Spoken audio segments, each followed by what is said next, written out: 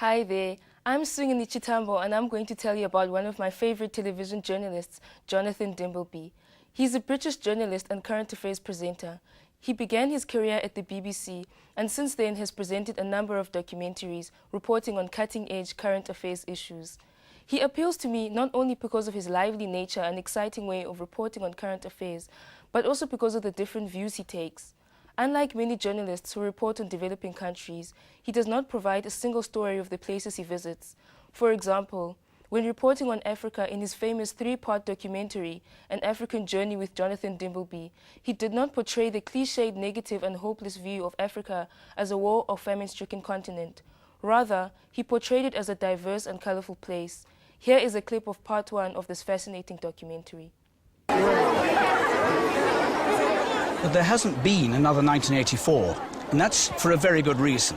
Over the last quarter of a century or so, the Ethiopian government, helped by the outside world, has built up a very effective early warning system and a distribution network that ensures that the food that comes in can reach the people who really need it.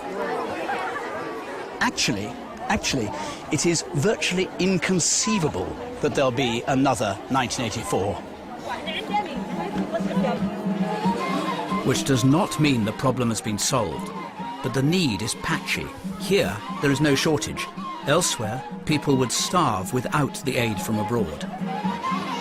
However, that's not the whole story. Excuse me, you Tesfaye? Yes, I was told to look for a man in blue denim, and I found you, and a notebook, they said. Okay, my name is Tesfaye. Can you show me around a bit, then? Okay, Thanks. Tesfaye is employed by the state as part of a government initiative to raise food production all over Ethiopia. What do you do here? I know that you're an expert in agriculture. Yes, I am asking the situation of the market, the demand and supply of the crop production in this market. We as Africans can learn from this documentary that we should not label our continent with negative stereotypes in our reporting. We should, like Jonathan, provide positive images of our continent and report in new and striking ways.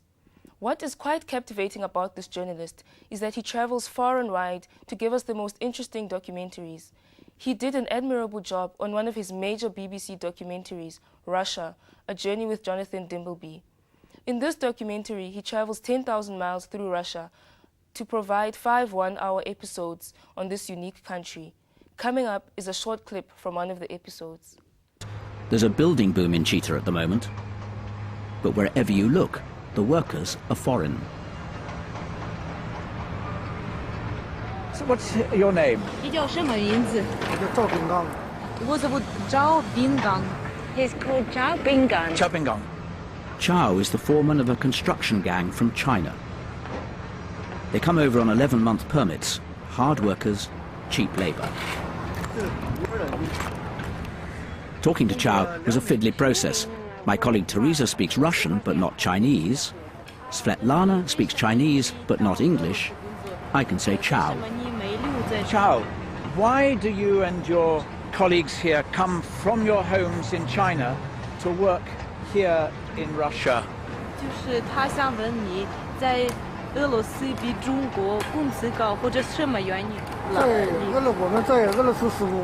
The wages in China are lower than they are here, and in Russia they're about 30% more than they could earn in China. From watching these documentaries, one not only feels as though they are traveling along with Jonathan, but they are also very informative.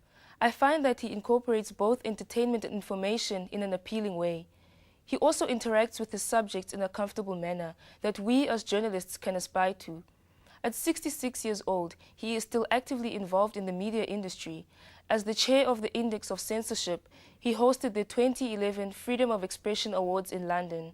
Here is a short clip from his speech. This year, the cause of free expression has been at the forefront of world affairs.